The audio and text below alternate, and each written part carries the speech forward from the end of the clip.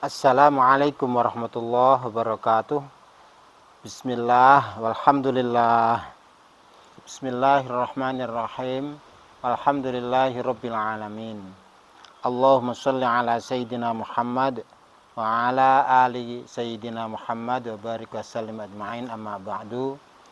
Kita lanjutkan kembali murojaah atau mengulang pembelajaran menggunakan kitab Jim-Jim atau Jam'ul Jawami, dikarang oleh beliau Al-Imam Ibnu Subki atau Syekh Tajuddin As-Subki. Nafa'anallahu bi'ulumihi amin.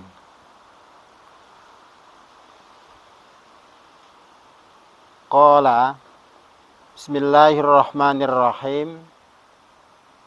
Warajjaha lan ngunggulaken sapa kaumun sak kelompoke ulama at-tawakkula ing melulu pasrah,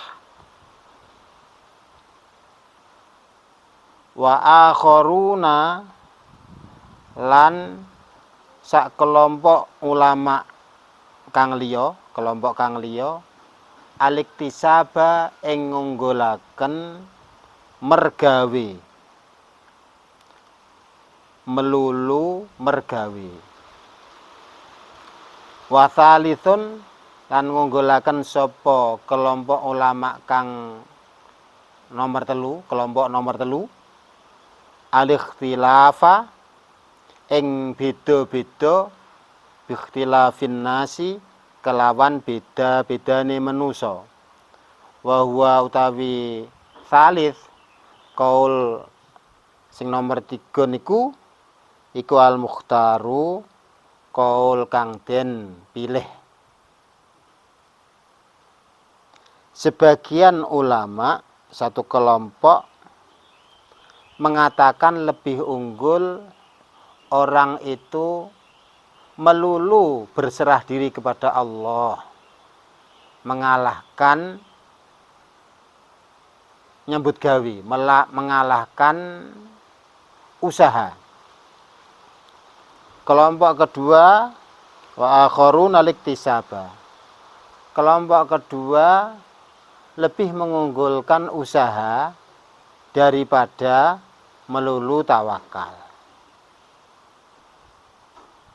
Kemudian kelompok ketiga, kelompok ulama yang ketiga ini wa tsalithun al-ikhtilaf bi ikhtilafin nasi, mengunggulkan perbedaan kesimpulan berdasarkan perbedaan masing-masing orang. Artinya sebagian orang bisa jadi lebih baik tawakal, sebagian yang lain lebih baik usaha. Sahabat-sahabat sekalian, masalah tawakal atau tawakul, tawakkala ya tawakkalu, tawakkulan, berserah diri kepada Allah, menyerahkan apapun kepada Allah, mewakilkan apapun kepada Allah, ini tawakul. Pembahasan tentang tawakal atau tawakul ini sangat penting dan sangat menarik. Kemudian dikaitkan waliane atau kebalikan dari tawakal adalah aliktisab, berusaha. Tidak menyerah tapi berusaha. Nah ini antara lain pembahasannya bahwa pada hakikatnya manusia ini majbur. Pada hakikatnya manusia ini terikat atau tertentukan oleh takdir Allah. Tertentu dan tidak menentukan. Jadi pada hakikatnya manusia ini ditentukan. Kemudian secara lahir manusia ini menentukan, mukhtarun zahiran. Secara kelihatannya, secara kenyataannya manusia itu free will, punya kebebasan untuk memilih atau punya kemampuan untuk mengusahakan, untuk berupaya memperbaiki kehidupannya. Ini secara kenyataan. Jadi ada hakikat yang terdalam, ada kenyataan yang tampak. Ada lahir, ada batin. Nah, pembahasan ini selalu menarik. Coba kalau kita bawa dalam kenyataan manusia, perjalanan manusia ini ternyata juga ada fase-fase sama sekali tidak bisa berusaha. Jadi kalau ditentukan berarti manusia itu bergantung, tidak menentukan.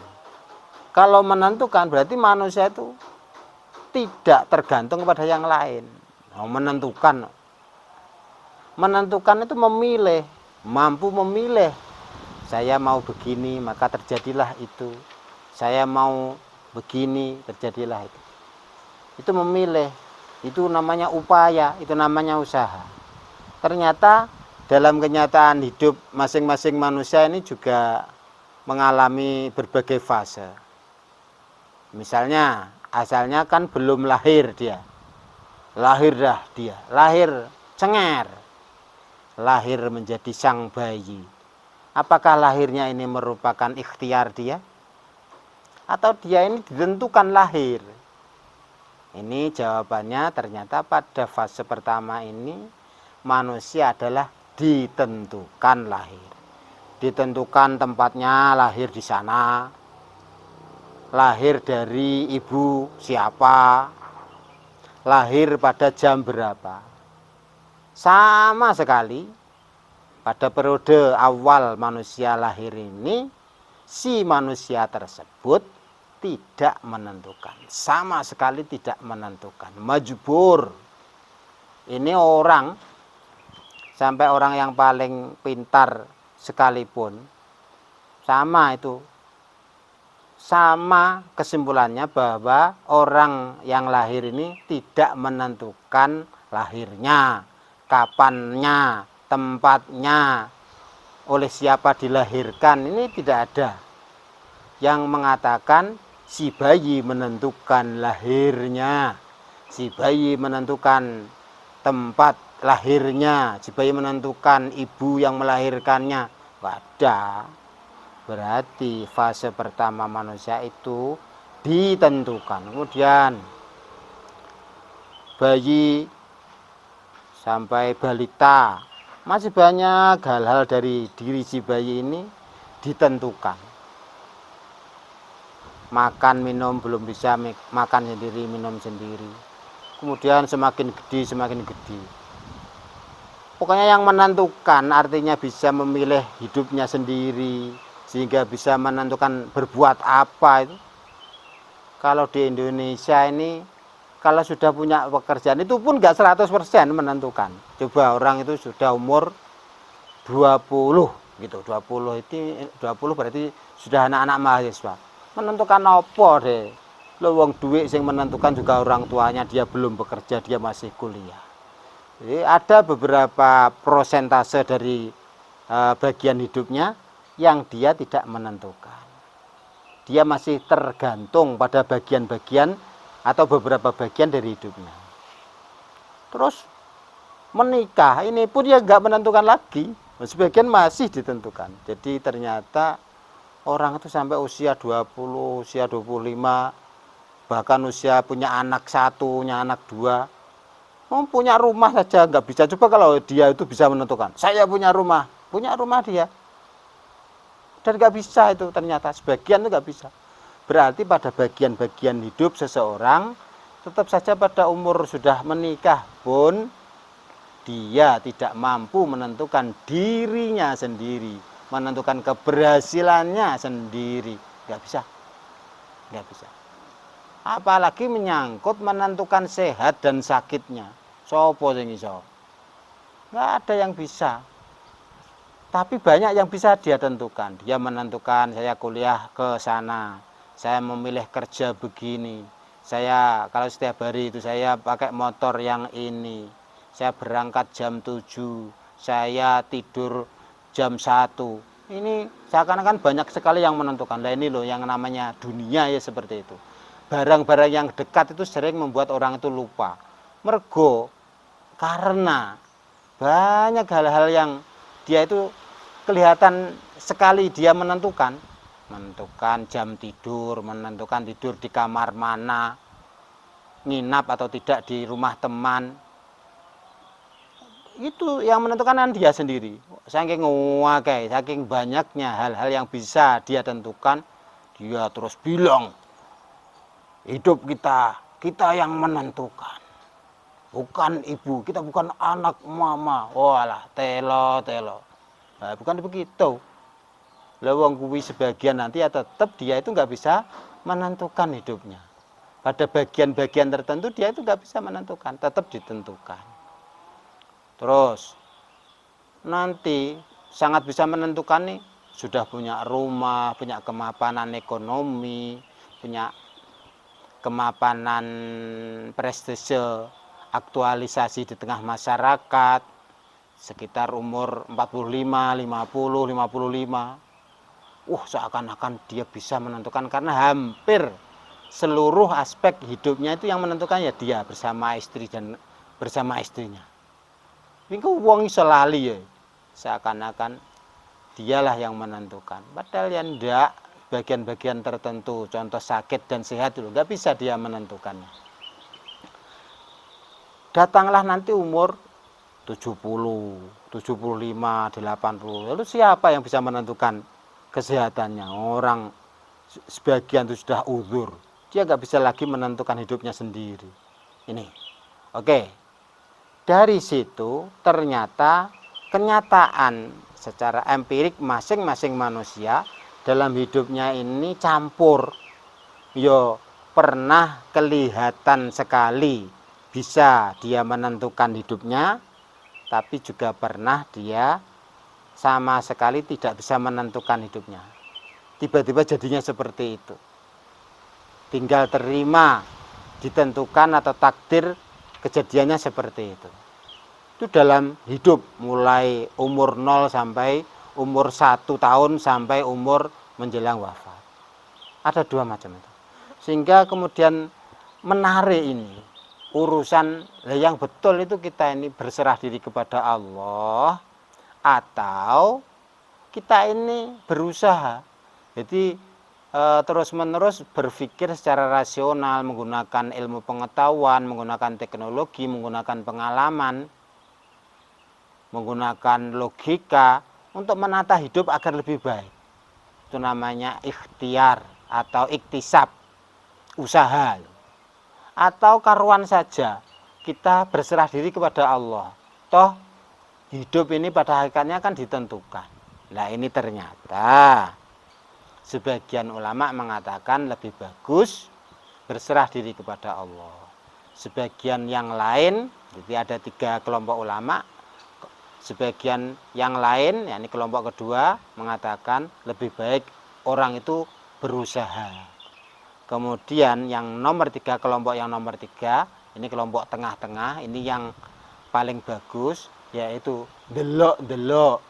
Jadi kalau orang itu nampaknya lebih bagus usaha, yus nyambut gawe kaya umum wong nyambut gawe. Bekerja seperti pada umumnya orang yang bekerja. Kalau orang ini